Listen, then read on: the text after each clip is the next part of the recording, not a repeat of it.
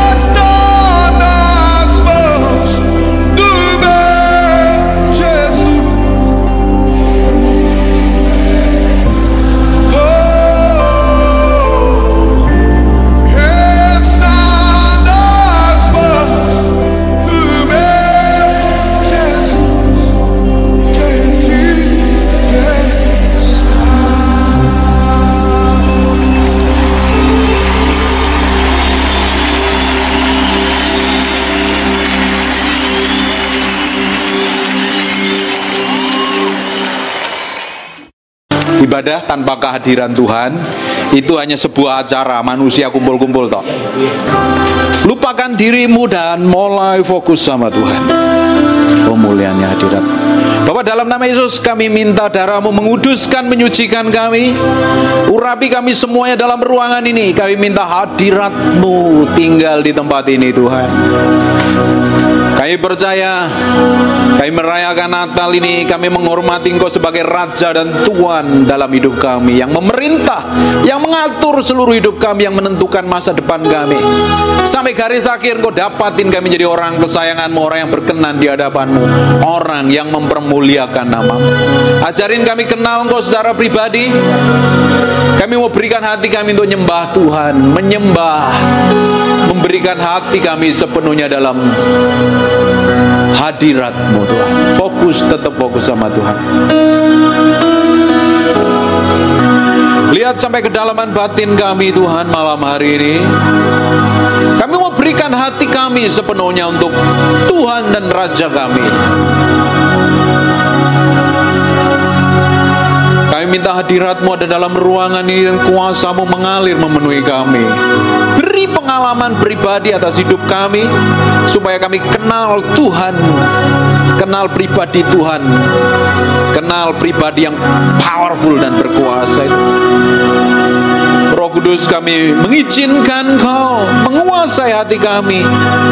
Kami mau berikan hati kami sepenuhnya untuk Engkau Raja yang Maha Mulia. Tuhan, wahyukan diri-Mu dalam kedahsyatan-Mu, supaya kami semakin menjadi orang yang mengenal hati-Mu, berjalan dalam ketetapan-Mu, sampai garis akhir kami didapati menjadi orang yang menyenangkan hati-Mu saja. Terima kasih Tuhan. Kami mau belajar firman-Mu sebentar, dan Engkau sendiri yang mengurapi kami, membuat kami mengerti kebenaran, dan hidup kami diubahkan menjadi serupa segambar dengan Tuhan. Dalam nama Yesus, haleluya, amin.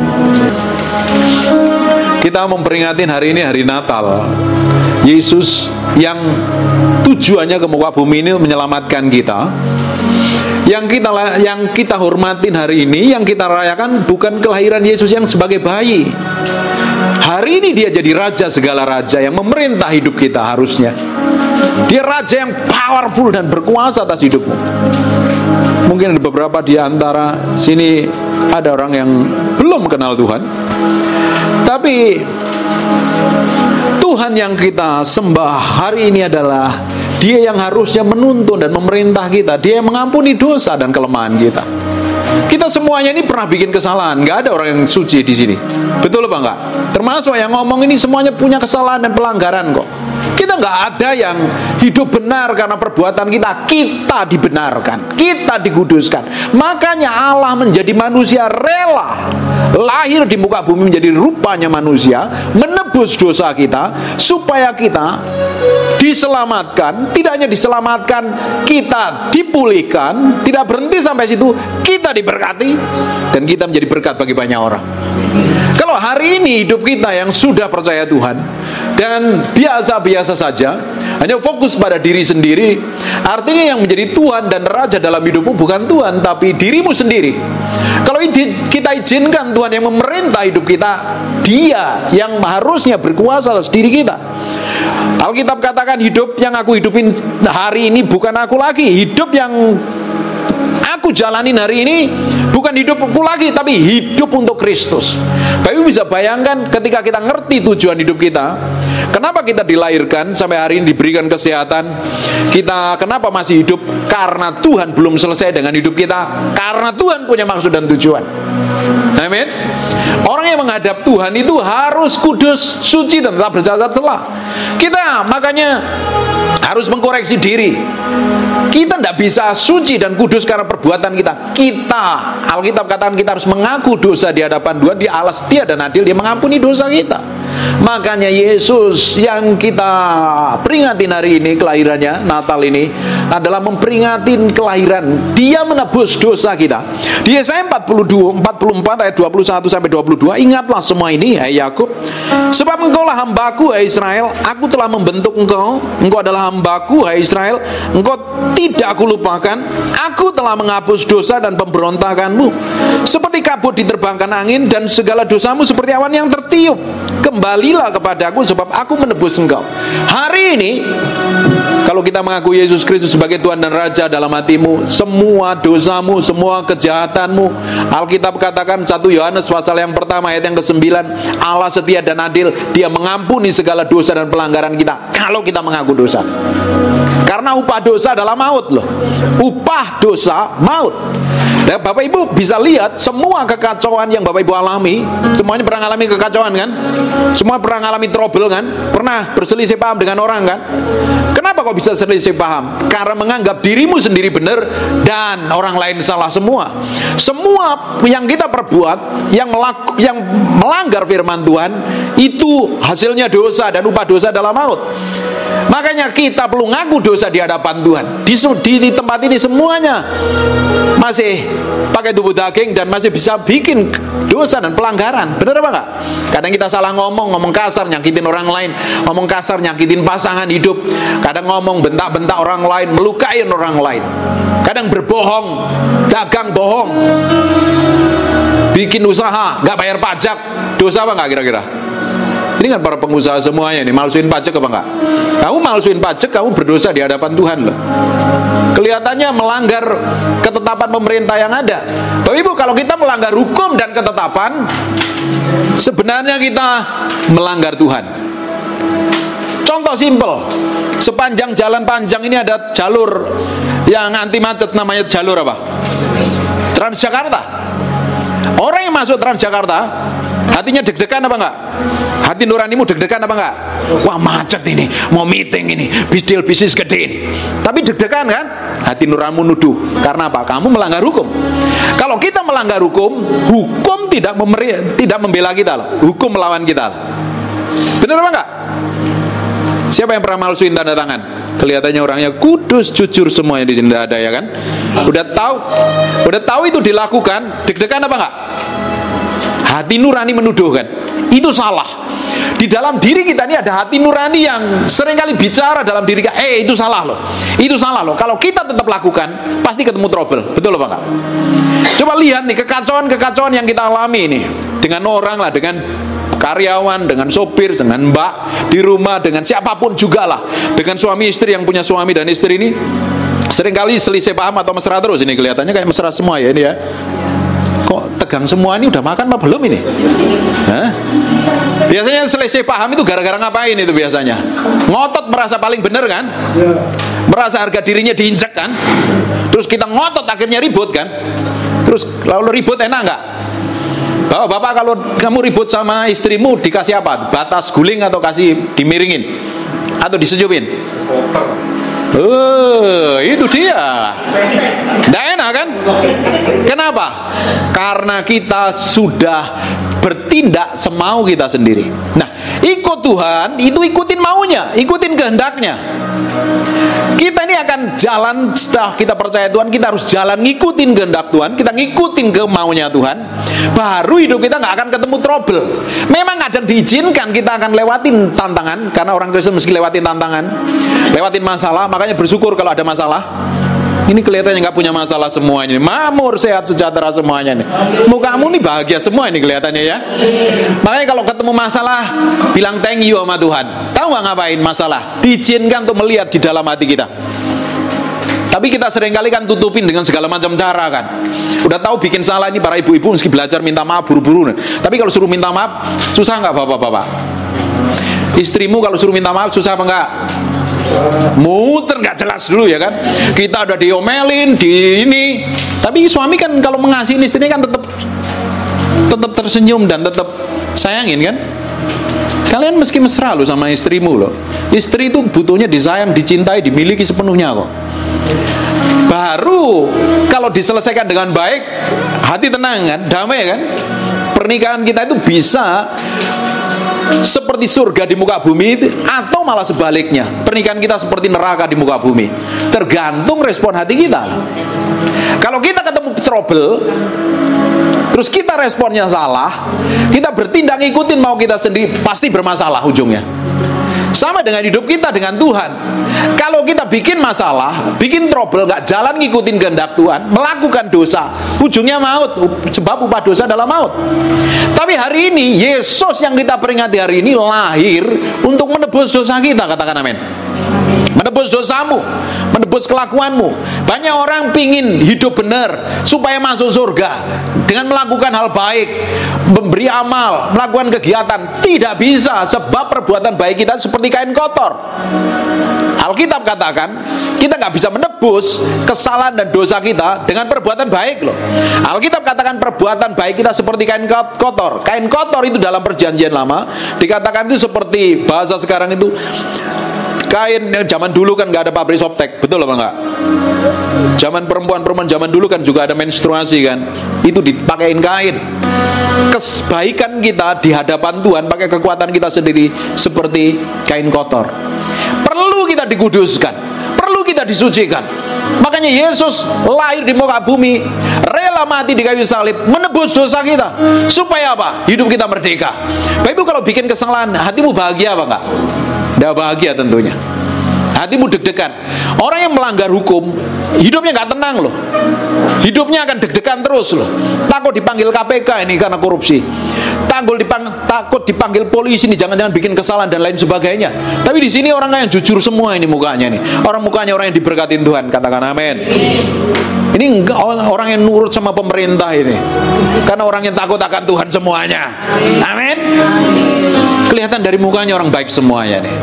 Nah, justru karena kita masih tinggal di dalam tubuh ini, pakai tubuh daging ini, di belakang ada nasi campur, daging masih suka babi samcan, suka bakmi, suka pempek, ini daging. Nah, tubuh daging ini seringkali nyeret kita jatuh di dalam dosa. Bener apa enggak? Pernah ngalamin nggak? Pingin ngomongnya manis, nggak taunya disenggol sedikit nyelekit das gitu. Ibu-ibu kalau suamimu ngomong nyelekit, kamu tersenyum atau cemberut?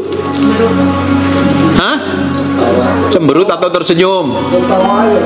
Ketawa aja. Ini bapak-bapak mesti ngomong yang manis ya. Ibu-ibu juga harus ngomong yang manis. Itu ada istri saya. Kita sudah nikah udah lama sekali dan kita tiap hari kayak pacaran. Kita jaga ngomong yang baik. Kita nggak mau nyakitin.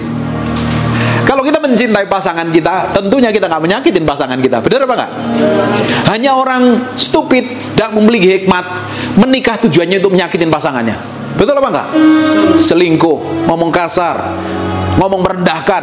Kalau ribut, mertua dibawa-bawa, nenek moyangnya Pak Co, Mak Kong Co dibawa-bawa. Pernah nggak itu? Dasar kamu nenek moyang kayak begitu, nggak ada urusannya loh. Padahal mbaknya berdua. Betul apa nggak? Kalau bapak ibu mencintai pasanganmu, engkau harus ngomong yang baik. Engkau gak mau nyakitin pasanganmu. Kalau bisa diberi yang terbaik.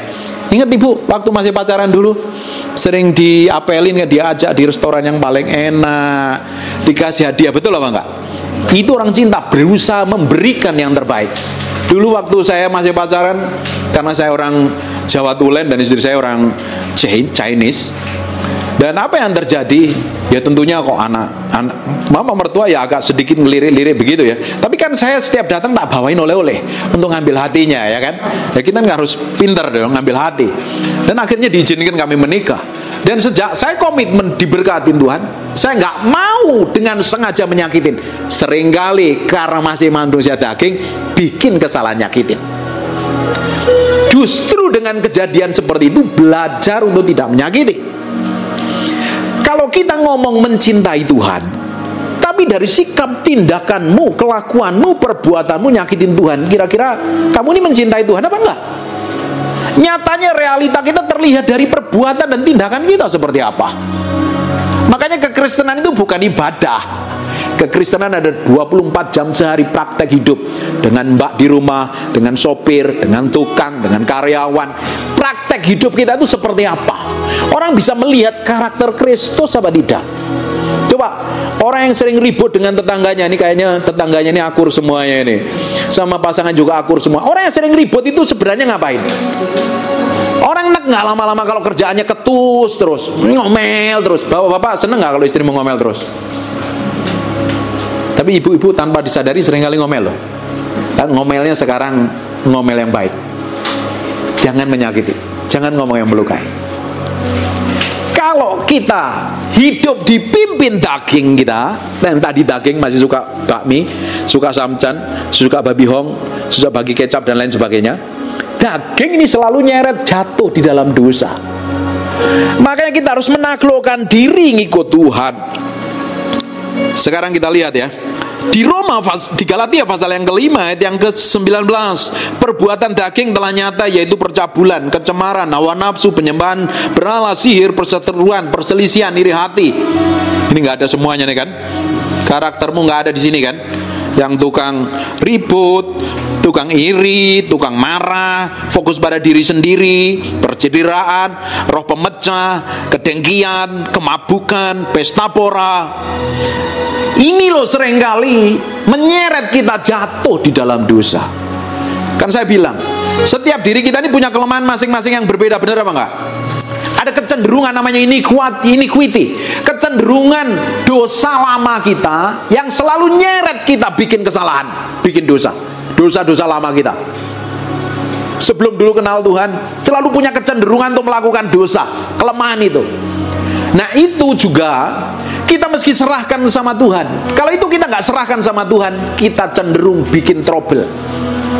Ada orang yang tinggal dengan rumah yang baru, punya tetangga yang baru, ribut. Pergi bikin perusahaan baru, sesama partnernya ribut, sama anak buahnya ribut, punya asisten rumah tangga ribut, ditempatkan di mana-mana ribut. Piara anjingnya stres karena dimarah-marahin. Ada yang nggak seperti itu? Ini orang bikin ribut terus karena apa? Sebenarnya yang nggak benar di dalam hatinya, yang di dalam hati yang nggak benar tadi loh, Tuhan mau beresin supaya hidup kita itu benar di hadapan Tuhan. Yang jadi masalahnya, setiap orang benar menurut pandangannya sendiri. Kadang kita ini lebih suka nyari kambing hitam daripada nyalain diri sendiri kan. Rata-rata semua orang nggak suka ditegur kan. Apalagi dinasihatin. Emang kamu siapa? Baru anak muda, anak kemarin sore. Aku udah lahir, udah tua, udah banyak makan garam. Apalagi udah, kalau kita bikin kesalahan ditegur seringkali teriak dan marah. Karena apa? Kecenderungan orang nggak suka dinasihatin, nggak suka ditegur. Padahal teguran, didikan dan nasihat itu memperbaiki yang di dalam kita, supaya kita semakin hari semakin lebih baik. Diizinkan itu terjadi dalam hidup kita supaya kita semakin hari didapatin berkenan di hadapan Tuhan. Kabar baiknya, kita semua punya kelemahan yang bersama, punya dosa yang macam-macam, punya pelanggaran yang tahu hanya diri kita dengan Roh Kudus, punya kecenderungan untuk berbuat dosa masing-masing. Mungkin ada yang kesel sama orang nggak bisa ngampuni.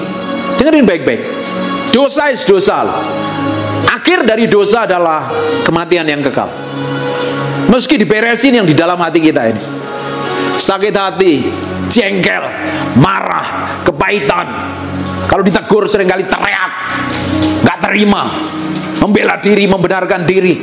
Itu kalau nggak diberesin, itu akan selalu nyeret kita jatuh di dalam dosa. Beresin malam hari ini. Karena Yesus yang kita peringatin hari ini, Dia adalah Raja segala Raja.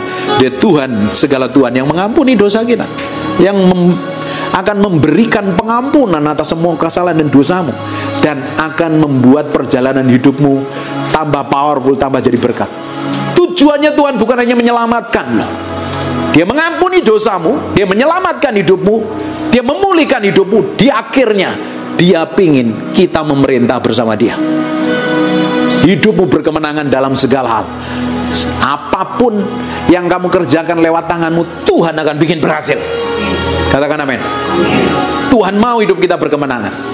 Tapi kalau engkau ngikutin keinginan dagingmu dan hawa nafsumu, kamu akan jadi trouble di mana-mana. Ayat yang terakhir, katakan amin gitu. Bagus ini katanya. Diberkati apa enggak ini? Batu dulu gitu. Diberkati apa enggak ini? Suruh batuk susah ya, karena sudah pada minum semuanya. Kini ayat terakhir, kita lihat di Yesaya 1 ayat 18. Sekalipun dosamu merah seperti kirimisi, akan menjadi putih seperti salju. Sekalipun berwarna merah seperti kain kesumba, akan menjadi putih seperti bulu domba. Di Yesaya 44 ayat ke-22, aku telah menghapus segala dosamu, pemberontakanmu seperti kabut diterbangkan angin, dan segala dosamu seperti awan tertiup. Kembalilah kepadaku, sebab aku telah menebus engkau. Hari ini datang sama Tuhan. Tuhan itu begitu kudus, begitu suci. Tuhan yang kita sembah itu kudus dan suci. Sedang diri kita ini seringkali bikin dosa dan pelanggaran, najis dan kotor. Seringkali pikiran kita jahat, pikiran kita penuh muslihat. Mulut kata seringkali ngomong-ngomong kata-kata kotor. Terus kita datang sama Tuhan, kita datang ibadah hari Minggu, merasa tidak tertuduh, cuek-cuek saja, padahal melakukan banyak kesalahan. Hari ini mesti diberesin di hadapan Tuhan. Alkitab katakan, kalau kamu mempersembahkan korban, kamu ingat tentang sesamamu. Baru ribut, baru gegeran, baru berantem, tinggalkan persembahanmu, beresin dulu. Hati kita harus benar dulu ketika ada hadapan Tuhan. Siapa yang membenarkan, yang membuat hati kita benar? Siapa yang membuat hati kita kudus? Darah Yesus. Alkitab katakan, Allah setia dan adil. Dia barang siapa mengaku dosa, Dia mengampuni dosa kita. Akuin dosamu di hadapan Tuhan. Dosamu ngomong sama Tuhan, ampuni dosaku. Aku pernah sakit hati, aku pernah kesel, aku pernah taruh kebencian, aku pernah menipu, aku pernah berbohong. Itu semuanya tidak berkenan di hadapan Tuhan. Kalau Bapak Ibu tetap lakukan itu, hubunganmu dengan Tuhan putus. Dosa memutuskan hubunganmu dengan Tuhan. Kalau hubunganmu dengan Tuhan putus, apa yang terjadi? Engkau di luar perlindungan Tuhan. Sehingga apa yang dikerjakan tanganmu tidak pernah berhasil. Selalu trouble, selalu masalah. Ingat tentang ceritanya Ayub. Ayub adalah orang pengusaha yang kaya raya di zamannya, luar biasa. Tapi ketika pagar perlindungannya diambil, setan bisa gagahin hidupmu. Hari ini kelihatannya engkau bisa sukses, berhasil tanpa Tuhan. Tapi lihat anak-anakmu kacau, perceraiannya, anak-anak narkoba dan lain sebagainya. Kelihatan boleh hebat, tapi kalau engkau di luar Tuhan, setan akan hancurkan dalam segala sisi. Karena dosa tadi, upah dosa adalah maut. Dosa kalau kita lakukan terus, kita di luar perlindungan Tuhan. Kalau Bapak Ibu di luar perlindungan Tuhan, setan akan jamah hidupmu. Setan akan habisin bisnismu, usahamu, bahkan anak-anakmu akan diambilnya. Karena kerjaannya setan mencuri, membunuh, dan membinasakan. Perlu pertobatan, perlu darah Yesus.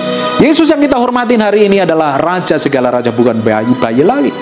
Dia yang mengampuni dosa dan pelanggaran kita. Bangkit berdiri sama-sama.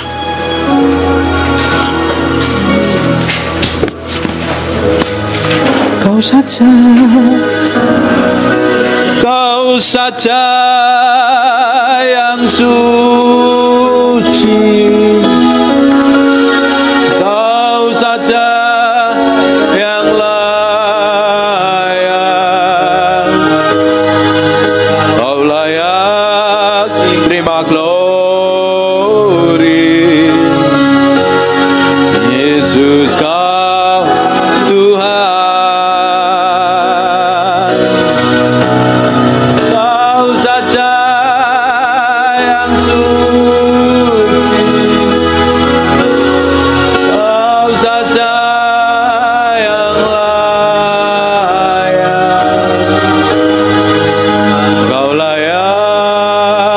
terima glory.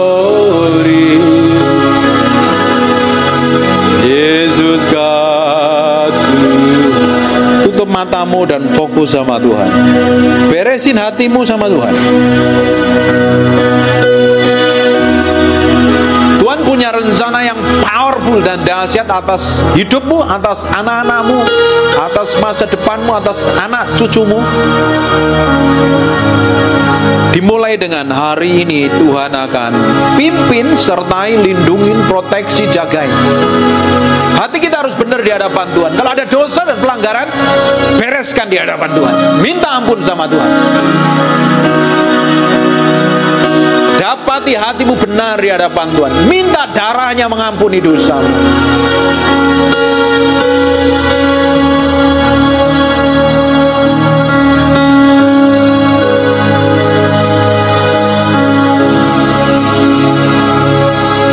Rabeku sama nama Tuhan.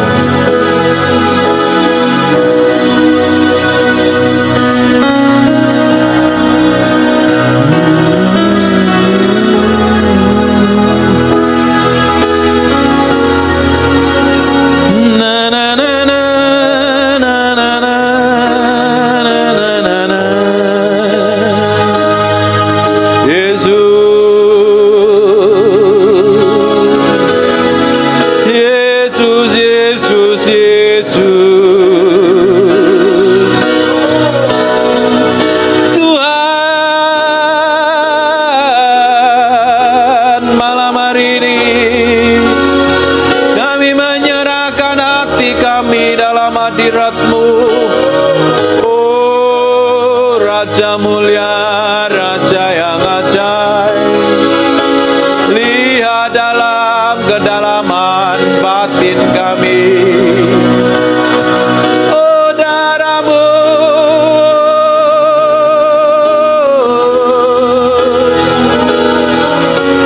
darahmu menguduskan, menyucikan. Oh Tuhan,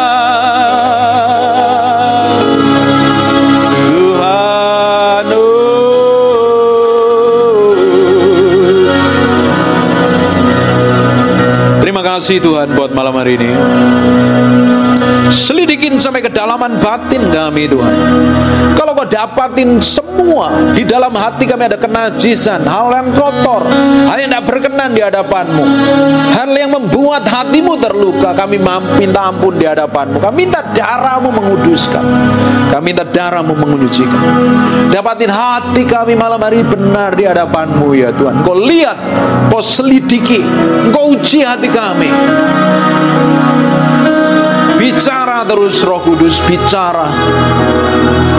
Hamba-Mu berdoa dalam nama Yesus, berkat-Mu berkelimpahan atas setiap orang yang ada dalam ruangan ini. Berkat-Mu berkelimpahan. Satu persatu Kau bicara secara pribadi Tuhan. Roh Kudus bekerja dengan cara-Mu sendiri. Kami materaikan firman-Mu dengan darah anak domba. Firman ini nempel dalam hati kami berhari-hari, berminggu-minggu, berbulan-bulan. Firman ini jadi kehidupan, mengubahkan hati kami sampai kedalaman batin kami. Ajarin kami memiliki hubungan kedalaman dengan Tuhan. Angkat tanganmu dua-dua.